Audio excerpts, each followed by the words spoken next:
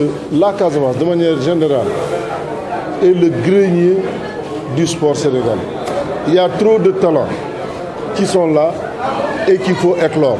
Pour éclore ces talents, il faut un minimum de matériel. On ne peut pas jouer ici aujourd'hui sans chaussures. La plupart du temps, les clubs n'ont pas les moyens.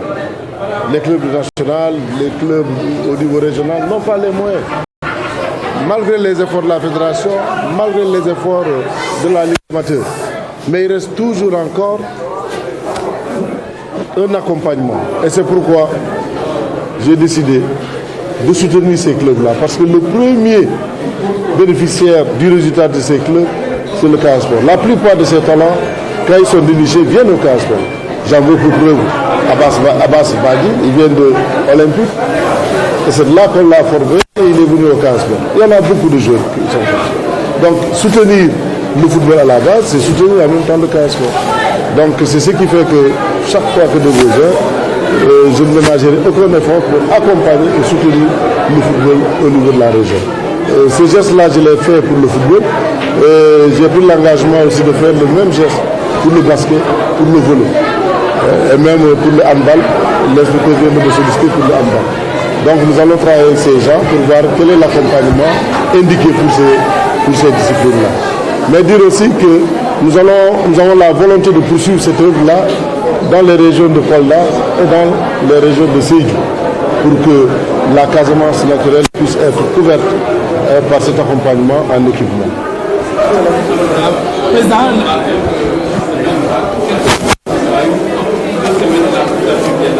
la Coupe du Monde. La Coupe du Monde.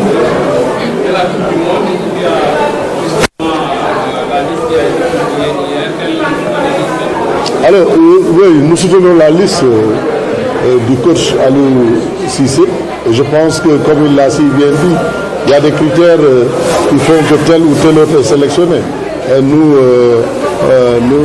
sommes réconfortés et nous savons qu'il a fait la meilleure des listes possibles.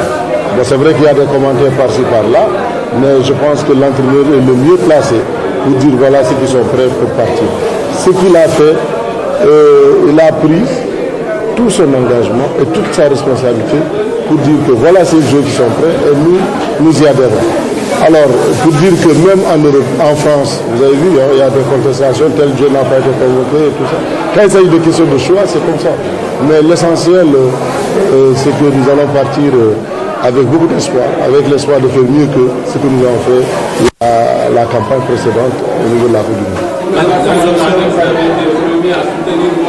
Oui, moi je soutiens que je soutiens toujours. Bon, aujourd'hui, on nous dit carrément qu'il ne sera pas opéré. Donc l'espoir est permis.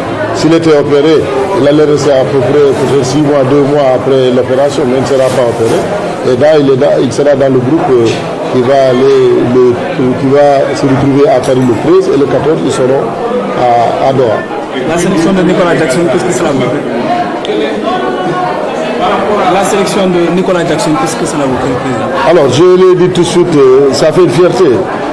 C'est pourquoi j'ai eu à féliciter le président Iraba Djeba, parce que Nicolas Jackson est issu de cette région, de cette ligue. C'est là où il a fait ses premiers pas, c'est là où il a été formé au niveau du Casa Sport. Et c'est un sentiment de fierté. Et ça montre encore que le travail qui est en train d'être fait ici est un bon travail. Et au-delà même de Nicolas Jackson, je l'ai dit, la Ligue régionale de Ziguinchor est la première ligue à avoir un champion d'Afrique du foot local, Ali Badara Fati du Casa Sport. Donc si nous avons ça, nous pouvons nous en féliciter, nous en réjouir parce qu'aujourd'hui, au niveau du football sénégalais, les joueurs de Ziguinchor, de la Ligue régionale de Ziguinchor, occupent une place importante dans l'échiquier national. Parce que l'équipe nationale locale, l'équipe nationale U20, U17, et au niveau de l'équipe nationale A, où il y a Nicolas Jackson, partout ailleurs, on trouve des joueurs issus du Casa Sport. Donc c'est une grande fierté.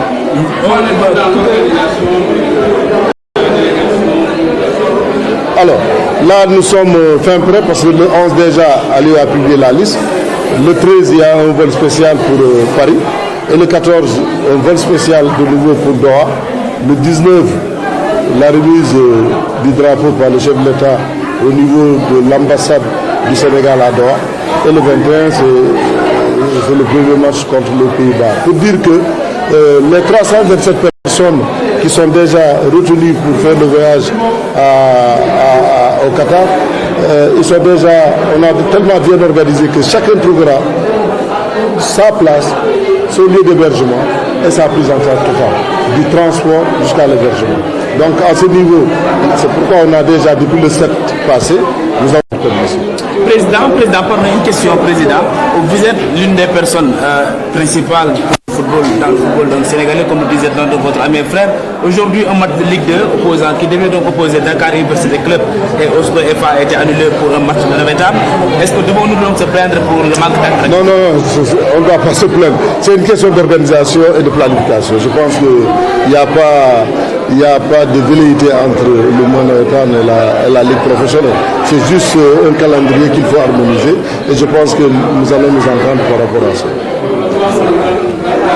Alors di gërëm tey nee naa kontaan naa trop parce que cérémonie bi ñi ko fekkee sax doy na ma inspecteur régional des sports ñëw na Diagne Ibrahima Djiba muy président de la Ligue de Ziguinchor teew na sama xarit ñi nga xam ne moom au-delà du sport sama xarit la Pape Sidi Lo ñëw na fekkee jóge Thiès ñëw fekkee bi loolu ku mu doyul waroon na def dara def na ko moo tax ma kontaan trop di nuyu tamit ñi nga xam ne ñoo may gunge waa APZ AG pour Ziguinchor ñoom tamit vraiment fu ma taxaw rek ñu si sama gannaaw alors dina daal lii def naa ko dugule parce que dama gëm ni tey football Ziguinchor am na ci wàll région Ziguinchor tey mënoo lim ay footballeur di rek équipe nationale muy équipe nationale bu Aliou Yor Nicolas Jackson foofu fii la jógee Casa Sport Ligue Ziguinchor la jógee boo jëlee CHAN bi tamit équipe locale waa Ziguinchor ñu ngi foofu waa Casamance ñu ngi foofu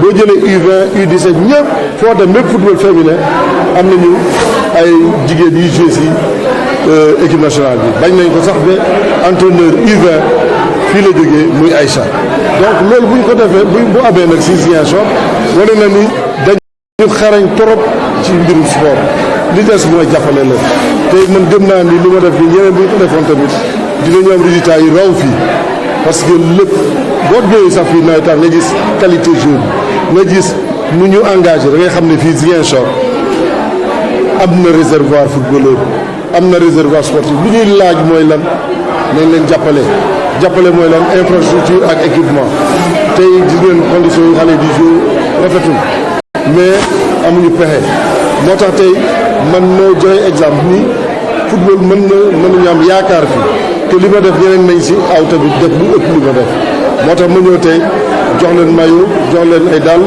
jox leen ay ballon lu mot fukk ak juróomi million parce que xam naa ne ñoom mérité nañu lu ëpp loolu te loolu bu ñu ko defee nag ñu gën a am intérêt ci loolu ñun Casa Sport bokk nañ si te xale yi bu ñu leen ràññee ci suuf jël nañu ay xale yi nga xam ne suñu xaar sax dara bettuñu gis ngeen ni amoon na mission yu jiitu yu bëri na dem nañu foofu Qatar préparé lépp bi ñuy tàmbalee weer bi rek le 7 déjà am na équipe bu dem nga xam ne am na représentant fédération am na directeur technique national directeur haute compétition ak directeur cabinet bu ministre des sports ñoom ñëpp dem nañu Doha jiitu nit ñi taxaw bu nga xam ne képp ku ñëw Doha ne bokk na ci délégation bi doo am temps booy perte da ngay ñëw rek ñu dalal la dal bu jekk te loolu vraiment Sénégal defe naa moom moo raw ci organisation gis ngeen ni chaque fois même bu ñuy tukki vol spécial la ñuy doon te duñu def li taxawaalu ci aéroport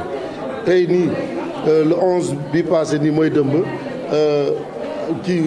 coach bi Aliou Cissé jox na ñu mu téye déjà ñoo war a def le 13 mooy suba dafa wax suba avion spécial mooy yóbbu délégation officielle buy dem Paris fekk joueurs yi foofu parce que foofu la ñuy dajaloo bu ñu dajaloo foofu ba pare le 13 le 14 mooy lundi ñu daal di dem Doha bu jógee Doha nag président de la République son excellence Macky Sall nañu fekk Doha jox ñu drapeau bi le 19 ci ambassade Sénégal à Doha buñ si jógee nag ak suñ seen ñaan yi ak taxawaay ñëpp le 21 ñu commencé jouer ak Pays-Bas te di ñaan Sénégalais yëpp ñu taxaw si parce que mbirum Sénégal la du mbirum Daouda wala Pathé mais mbirum Sénégal la war nañ si engagé yi ñëpp ñu farlu te buñ si jàppee incha allah yàlla dañu yóbbu ñu dem fu sori si coupe bi. amiin.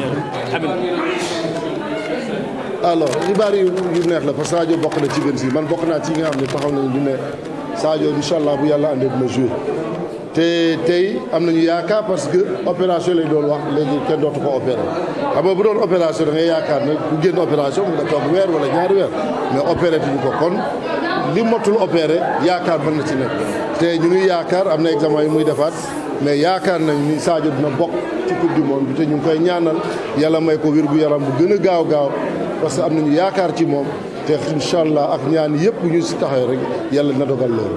lan nga wax si sélection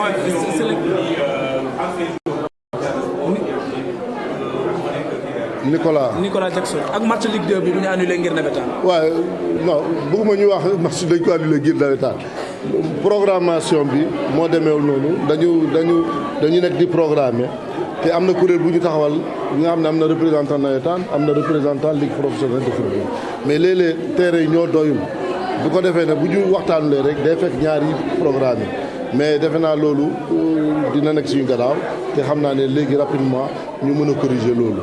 alors ci sélection Nicolas Jackson loolu laa doon wax président Idama di koy jaajëfal parce que lii vraiment wane na ni football région bi taxaw na boo jëlee équipe A am na représentant bu nga xam ne fii la jóge boo jëlee équipe locale nationale am na ku jógee fii boo jëlee U20 am nañu fi ne ñoom Mohamed Camara ñoom Matar boo jëlee U17 tamit am na donc sant yàlla baax boo jëlee équipe jigéen ñi am na ay représentants jógee Casa Sport daaw rek bu ñu jógee y avait 10 du Casa Sport yi nekkoon dans les différentes équipes nationales donc loolu boo ko amee sant yàlla baax a baax te nee naa leen encore le seul champion d'Afrique bu jógee ci football local Sénégal fii la jógee Casa Sport la jógee Ligue Ziguinchor la jógee muy Aliou Badara Fati loolu de vraiment bu ñu ko amee ne war nañ sant yàlla baax a baax gën a góorgóorlu gën a taxaw wetti joueurs yi wetti sportif yi pour gunge leen ñu gën a am ay Sadio Mané yu bëri am na Sadio Mané yu bëri yu nekk fii ñu ngi ci gox yi